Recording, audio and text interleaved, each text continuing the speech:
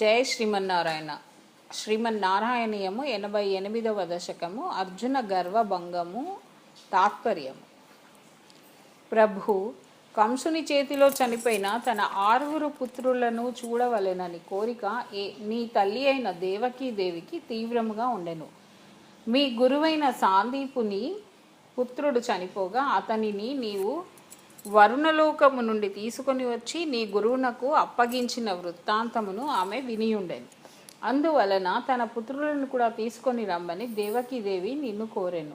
అప్పుడు నీవు సుతలమునకు వెళ్ళితివి. అచట బలిచక్రవర్తి నిన్ను భక్తి శ్రద్ధలతో పూజించెను. పిమ్మట అతడు సంతోషముగా వారిని అప్పగింపగా ఆ 6 దేవకీదేవి కుమారులను నీవు తీసుకొని వచ్చితివి. వారందరూ పూర్వజన్మయందు మరీచి మహర్షి యొక్క పుత్రులు. బ్రహ్మదేవుని శాపము వలన హిరణ్యకశిపుని యొక్క పుత్రులుగా, తర్వాతి జన్మలో వసుదేవుని యొక్క పుత్రులుగా జన్మించి కంసుని వల్ల చనిపోయిరి. వారిని అందరినీ దేవకీదేవికి చూపించి వారి స్వస్థానమునకు పంపించితివి. దేవ, మిథిలానగరమున శృతదేవుడు అను ఒక బ్రాహ్మణోత్తముడు కలడు. నిన్ను ఎల్లప్పుడూ పరిపూర్ణమైన భక్తి ప్రవృత్తులతో అర్చించేడి బహుళాశ్వుడు అను రాజు కూడా ఆ నగరమందే కలడు. నీవు ఆ ఇరువురిని ఒకే పర్యాయము అనుగ్రహింపదలిచితివి. అందులకనే నీవు మహర్షులతో కూడి మిథిలా నగరమునకు వెళ్ళితివి. ప్రభు, నీవు 2 రూపములను ధరించి ఆ 2 ఇండ్లకును వెళ్ళితివి. అప్పుడు మహారాజైన బహుళాశ్వుడు పెక్కు సంపదలచే నీకు సత్కారములను గావించెను. కానీ బీద బ్రాహ్మణుడైన శృతదేవుడు మాత్రం ఆనాడు తాను యాచించి తీసుకొని వచ్చిన పదార్థములతో నిన్ను సాధారణముగా సేవించెను. అయినను నీవు ఆ 2 సేవలను సమానముగా స్వీకరించి వారి ఎడ ప్రసన్నుడవై ముక్తిని ప్రసాదించితివి. స్వామి, ద్వారకానగరమున నివసించేడి ఒక బ్రాహ్మణుడు తన సంతానము పుట్టిన వెంటనే మరణించుచుండుట వలన ఈ మిగుల కలుత చెందుతూ ఎంతయో రోధింపసాగెను. నీవు విశ్వరక్షకుడవై విధి నిర్ణయమును ఎవరూ నిరోధింపజాలరు. నీవు విశ్వరక్షకుడవే అయినను విధి నిర్ణయమును ఎవరూ నిరోధింపగలరు అని పలికి అతనికి ఊరడింపచేసితివి. సహాయమేమియూ చేయకుంటివి. దానిని నీ అసక్తతనుగా నేను భావించుటలేదు. ఏలనినా నీవు సర్వరక్షకుడవు కదా. ఆ సమయమున అర్జునుడు నీవు సర్వసమర్థుడును అని భావించుచు నేను సర్వసమర్థుడనని భావించుచు గర్వితుడై ఉండెను. అంతేగాక అతడు అప్పుడప్పుడు నిన్ను మానవ మాతృనిగా భావించుచుండేడివాడు. అతని గర్వభావమును తొలగించుటకును అతనిచే నీ పరమ పదమును దర్శింపచేసి యథార్థతత్వ జ్ఞానమును కలిగించుటకును నీవు ఆ విధముగా చేసి ఉందువు. ప్రభు, ఆ బ్రాహ్మణుని యొక్క 8 పుత్రులను పుట్టగానే చనిపోయిరి. తిరిగి సంతానము కలిగినప్పుడు నీవు ఉపేక్ష చేసినందువలన ప్రజలు హాహాకారములు చేయసాగిరి. ఆ సమయమున అర్జునుడు అక్కడకు వచ్చి స్నేహభావము వల్ల ద్వారకయందు కొన్ని దినములుండెను. అప్పుడు బ్రాహ్మణుని 9వ సంతానము కూడా మృతి చెందుట చేత ఆ బ్రాహ్మణుడు ఏడవసాగాను. అప్పుడు అతని ఏడుపు విని అర్జునుడు, పుట్టబోవు నీ పుత్రుని బతికించనిచో నేను అగ్ని ప్రవేశము చేసి మరణించదును అని అతని ముందు ప్రతిజ్ఞ చేశాను. స్వామి, అభిమానధనుడైన అర్జునుడు నీకు చెప్పకుండా బ్రాహ్మణ కుమారుని రక్షించుటకై అతని ఇంటికి పోయాను. యముడు యమభటులు రాకుండా సూతికా గృహమును మహాస్త్రములచే బాణములచే కప్పివేశాను. అయినను ఆ శిశువు పుట్టి కనిపించకుండా పోయాను. అందువల్ల అర్జునుడు దక్షిణ దిక్కునకు, తూర్పు దిక్కునకు, మిగిలిన దిశలకు తన యోగ విద్యా ప్రభావము వలన పోయి ప్రయత్నించెను. కానీ అతని ప్రయత్నము వ్యర్థమైనందువలన తన ప్రతిజ్ఞను అనుసరించి అతని అగ్నిలో ప్రవేశించుటకు సిద్ధమయ్యను. అప్పుడు నీవు చిరునవ్వుతో అర్జునుని వారించితివి.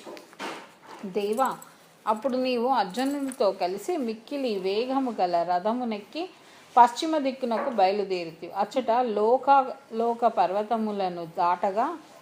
లోకాలోక పర్వతములను దాటగా కటిక చీకటి ఉండెను. ఆ చీకటిని నీ చక్రము యొక్క కాంతిచే చీల్చుచు పోవుచుంటివి. చక్రము యొక్క కాంతి వలన అర్జునుడు చక్కగా చూడలేకపోయినందువలన సముద్రములకు ఆవల రజస్తమోగుణములు రజస్తమోగుణములు కతీతముగా దేదీప్యమానముగానున్న నీ పరమపదమును చూడు చూడు అని చెప్పుచు అతనికి చూపించితివి. పరమాత్మ ఆ పరమపదమున దివ్య భూషణములతో దివ్య ఆయుధములతో శేషతల్పమునపై కూర్చొని ఉన్న పరమపురుషుడు కనిపించెను. అతడు పీత వస్త్రమును ధరించి ఉండెను. నూతన మేఘము వలె శ్యామవర్ణ శోభితుడై ఉండెను. లక్ష్మీదేవి ఆ పురుషోత్తముని వక్షస్థలమున శోభించుచుండెను. ఆ స్వామి త్రిమూర్తులకు అధిపతి, లోకోత్తరుడు. వేదములు అతనిని గూర్చియే తెలుపును. క్షేమ రూపముననున్న ఆ మూర్తి నీ స్వరూపమే అయినను నీ స్నేహితుడగు అర్జునునితో కలిసి ఆ మూర్తికి నమస్కరించితివి. మీరిరువురు నా యందు నరనారాయణులుగా భిన్నముగా కనిపించుచున్నను నా యొక్క రూపములే. మీ యందు ఒకరిలో దివ్యత్వము స్పష్టముగా వ్యక్తమగుచున్నది, వేరొకరిలో అది నిక్షిప్తమై జీవరూపమున ఉన్నది. అట్టి మిమ్మలను చూడవలెనని నేనే ఆ బ్రాహ్మణ పుత్రులను తెప్పించి తిని. ఇక మీరు ఆ శిశువులను వెంటనే తీసుకొని పోండి అని పలికి వైకుంఠాపతి ఇచ్చిన బ్రాహ్మణ పుత్రులను నీవు తీసుకొని వచ్చితివి. అప్పుడు అర్జునుడు నీ యొక్క మహిమను అనేక విధములుగా కొనియాడెను. పిమ్మట నీవు బ్రాహ్మణునకు అతని పుత్రులను ఇచ్చివేసితివి. పరమాత్మ, నీ పాదపద్మములను సేవించు భక్తులకు మోక్షమునిచ్చుటకై భూభారమును తగ్గించు వ్యాజముచే అవతరించిన పరబ్రహ్మము నీవే.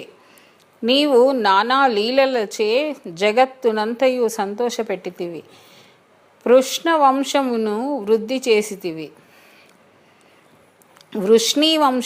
వృద్ధి చేసితివి. అనేక యజ్ఞములు చేయుచు నానా విహారముల చేత స్త్రీలనందరూ సంతోషపెట్టుచు యాదవులలో మానవ రూపమును ధరించి విహరించుచుంటివి. నారద గానలోల నారదుడు నీపై మిక్కిలి భక్తితో ద్వారకకు తరచుగా వచ్చిపోవుచుండెను. పుణ్యపురుషుడైన నీ తండ్రి